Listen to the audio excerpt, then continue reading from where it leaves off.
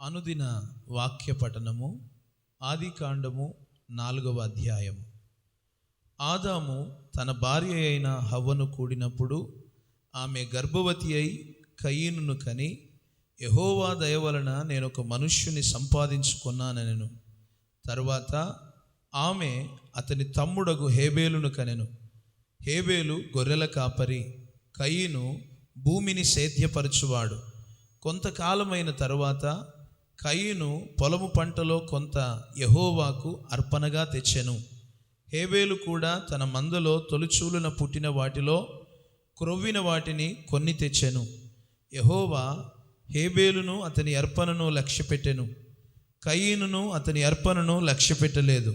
కాబట్టి కయీనుకు మిక్కిలి కోపము వచ్చి అతడు తన ముఖము చిన్నబుచ్చుకొనగా, యెహోవా కయీనుతో, నీకు కోపమేలా?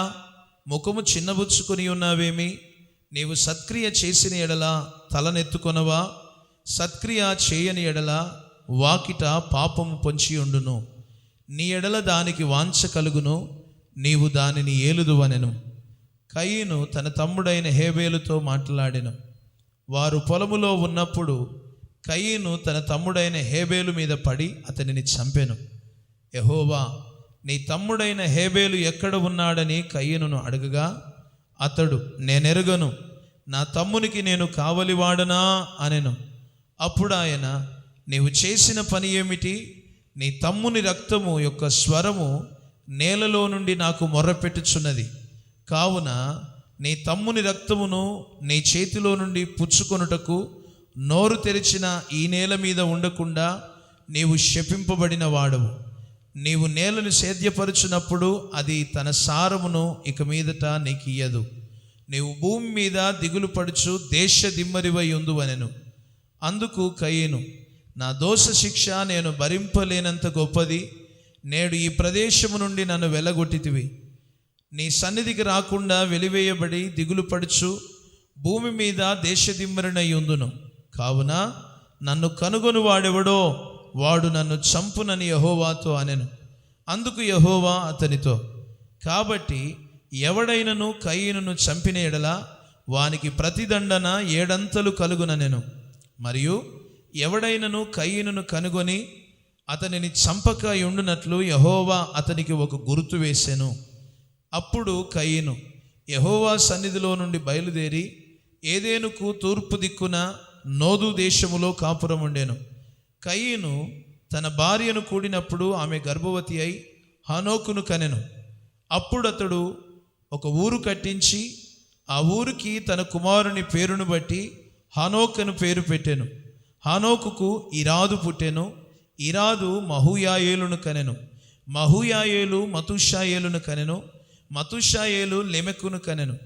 లెమెకు 2 స్త్రీలను పెళ్లి చేసుకొనెను. వారిలో ఒకదాని పేరు ఆదా, రెండవ దాని పేరు సిల్లా. ఆదా యాబాలును కనెను. అతడు పశువులు గలవాడై గుడారములలో నివసించు వారికి మూల పురుషుడు. అతని సహోదరుని పేరు యూబాలు. ఇతడు సితారాను సానికను వాడుక చేయు వారందరికీ మూల పురుషుడు. మరియు సిల్లా తుబల్కాయీనును కనెను. అతడు పదును గల రాగి పనిముట్లన్నిటినీ ఇనుప పనిముట్లన్నిటినీ చేయువాడు. తుబల్కాయీను సహోదరి పేరు నయామా. లెమెకు తన భార్యలతో, ఓ ఆదా, ఓ సిల్లా, నా పలుకు వినుడి. లెమెకు భార్యలారా, నా మాట ఆలకించుడి.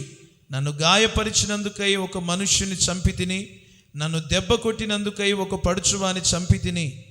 7 ప్రతిదండన కయీను కోసం వచ్చిన ఎడల లెమెకు కోసము 77 వచ్చుననెను. ఆదాము మరలా తన భార్యను కూడినప్పుడు ఆమె కుమారుని కని, కయీను చంపిన హేబేలునకు ప్రతిగా దేవుడు నాకు మరి ఒక సంతానమును నియమించెననుకొని అతనికి షేతు అని పేరు పెట్టెను. మరియు షేతునకు కూడా కుమారుడు పుట్టెను. అతనికి ఎనోష్ అని పేరు పెట్టెను. అప్పుడు యెహోవా నామమున ప్రార్థన చేయుట ఆరంభమైనది. ఆమెన్.